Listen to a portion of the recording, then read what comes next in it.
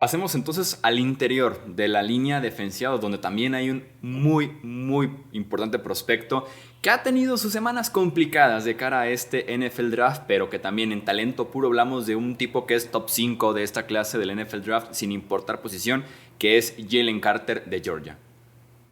Y yo casi que te diría top uno sin importar posición, ¿no? Porque la verdad es que lo que ha hecho dentro del campo, hablábamos eso, de ser el mejor en una línea defensiva donde vas a tener 4 o 5 primeras rondas, se nota tu poder, ¿no? De quitarse líneas ofensivas como si fuese muñecos de encima, la velocidad, el primer paso, la potencia, son 300 libras, pero se mueve como si pesase muchísimo menos.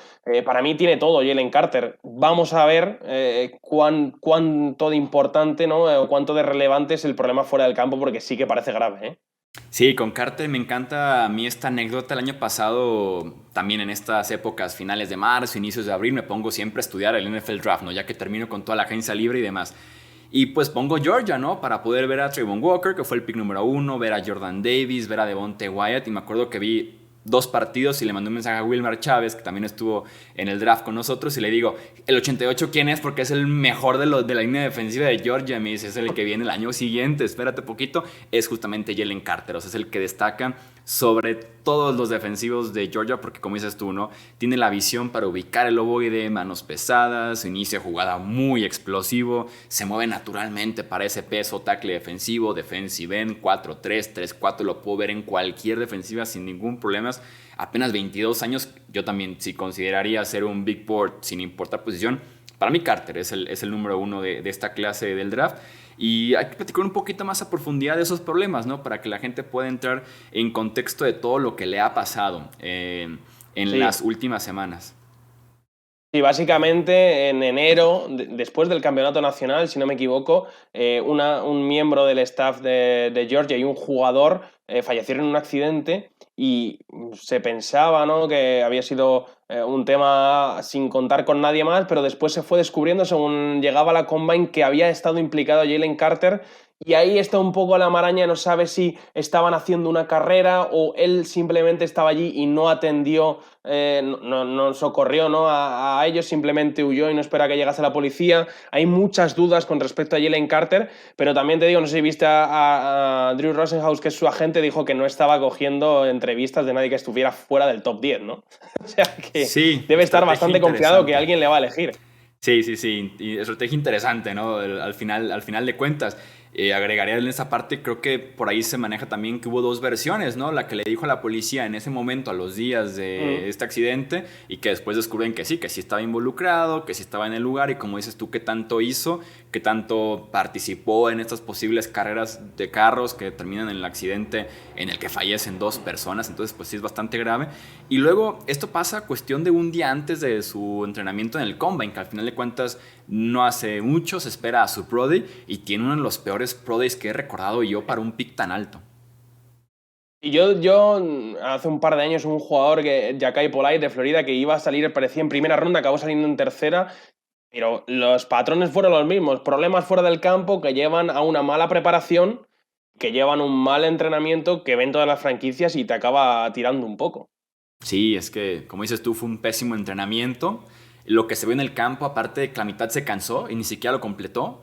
Entonces te habla que tampoco había condición física en ese aspecto, pero bueno, veremos qué equipo apuesta por él. No se maneja mucho, por ejemplo, la teoría o que guste mucho en el pick número 5, ¿no? A los Seahawks, que es un vestido que ha tenido ya otros tipos que tienen tales problemas fuera del campo, de madurez, de personalidad, diferentes en ese sentido aspectos fuera del emparrillado y que han podido encaminarlos mucho mejor, ¿no? Un vestidor así de fuerte, Sí. ¿no? Tal vez los Lions con un Dan Campbell que también está ya muy establecido ahí como head coach y líder de la cultura de esa franquicia. Un equipo con lo que tú dices, con cultura y con fuerza que pueda sobreponerse y sobre todo, obviamente, que creo que es lo que queremos todos, no volver a repetir esos errores. Va a terminar cayéndole, no sé, al número 10 a Filadelfia. Los ricos hacen Mm, mucho más ricos como sucesor de Fletcher Cox, una cosa así. ¿Te imaginas? Sería juntar a Jordan Davis y a Jalen Carter otra vez ahí en el medio de la línea defensiva, igual sería injusto. Sí, totalmente. Platiquemos de otros tackles defensivos. ¿Quién es tu número 2 de esta clase?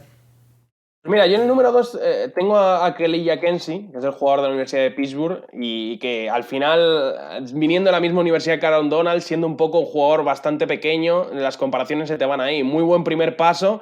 Obviamente, cuando se enfrenta a un línea ofensiva interior, el jugador ofensivo lo pasa fatal porque es demasiado rápido para él y destroza cualquier esquema. De carrera también reacciona bastante rápido, tiene un muy buen primer paso y creo que puede afectar ahí a tanto el juego de carrera como el juego de pase siempre que consiga ganar en esa primera instancia, ganar con ese primer paso y esa lectura que creo que lo hace bastante bien. El problema obviamente es el peso, son 260 libras, es muy muy poco. Hemos hablado, por ejemplo, de un Tyree Wilson que juega en el exterior y que pesa lo mismo.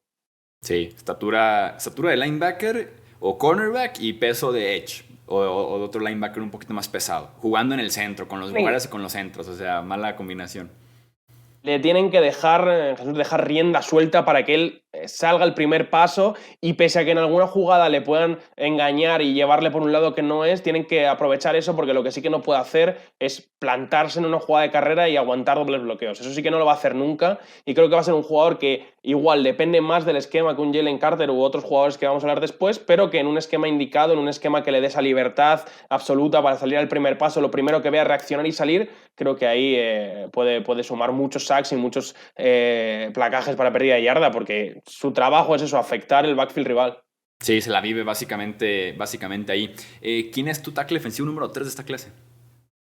A mí, lo que te decía, Brian Brisee de Clemson se ha acabado cayendo. El tercero yo tengo a Macy Smith de Ok. Michigan. Es un jugador enorme, son 337 libras, casi 40, pero simplemente creo que encontrar jugadores tan fuertes como él, que se muevan tan rápido como él con lo que pesan, creo que es muy complicado y creo que va a ser otro jugador que se basa, que va a gustar mucho en franquicias en NFL, bastante seguro, bastante grande y que es un senior de la Universidad de Michigan, ¿no? Que también tiene bastante trabajo para la posición y el peso. Hablábamos del año pasado de Jordan Davis, que para jugar nose tackle salía muy poco al campo, este es todo lo contrario, ¿no? Ha jugado mucho, con mucho trabajo y creo que lo ha hecho bastante bien en Michigan.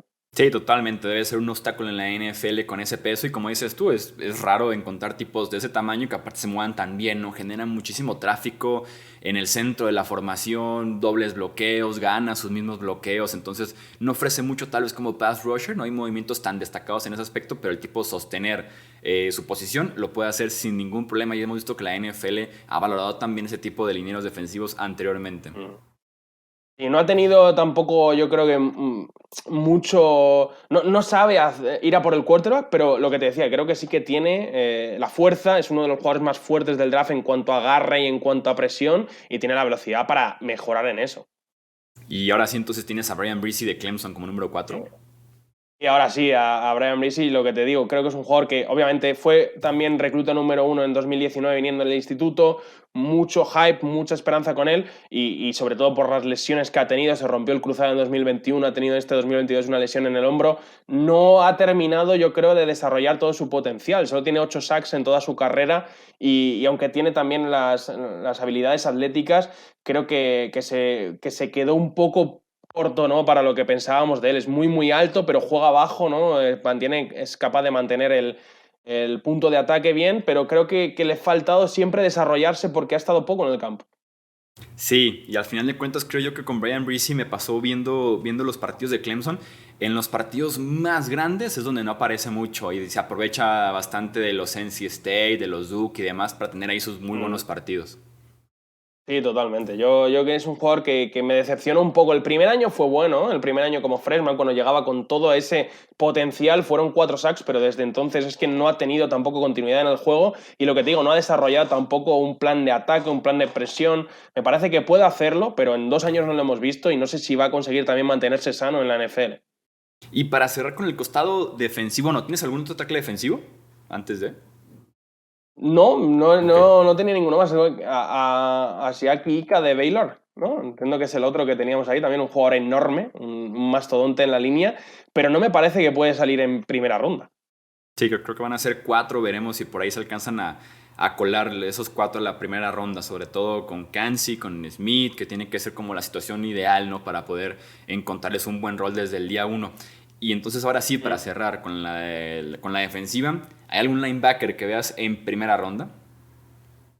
Poquita calidad en el linebacker, sobre todo en primera ronda. A mí hay uno que sí que me gusta mucho, que es Jack Campbell, de Iowa, que es un jugador bastante grande, pero creo que se mueve muy bien. Además, viene de una universidad también con mucho pedigrí, como puede ser la Universidad de Iowa, y creo que mucha gente ha hecho un poco ha mirado un poco el casco, ¿no? Y ha dicho, es un jugador de Iowa, no va a tener ese físico, es Josie Jewell, pero no, o sea, Jack Campbell tiene muy buen físico, tiene buena velocidad, es senior, tiene experiencia y creo que también es inteligente cubriendo zona. Obviamente no va a ser uno de los grandes linebackers cubriendo al hombre de la NFL, pero creo que se defiende muy bien. Sí, creo que más bien va a ser para día 2 lo que vamos a tener de linebackers, ¿no? Porque también tenemos nombres buenos, hablando de pedigree, de Wisconsin, de Alabama, por ahí también de Clemson. Entonces creo que más bien va a ser ronda 2 y 3. Vamos a ver a los linebackers principales de esta clase. Totalmente, no creo que haya ninguno en primera ronda, no creo que se meta ninguno. Drew Sanders de Arkansas, que estuvo en Alabama, ¿no? Trenton Simpson de Clemson, pero no creo que haya ninguno que entre en la primera ronda. Y a mí Jack Campbell tengo bastante confianza en su juego y lo que te digo, también no solo su juego, no solo lo que he visto en el campo, sino creo que también tiene físico en FL, que es lo que no tenían otros linebackers de la universidad. ¿Quieres agregar algo más de este costado defensivo en general del draft? Yo creo que va a haber mucho talento, que yo creo que va a haber más, voy a apostar por más jugadores defensivos que ofensivos en primera ronda Ujú. y poco más, ya está.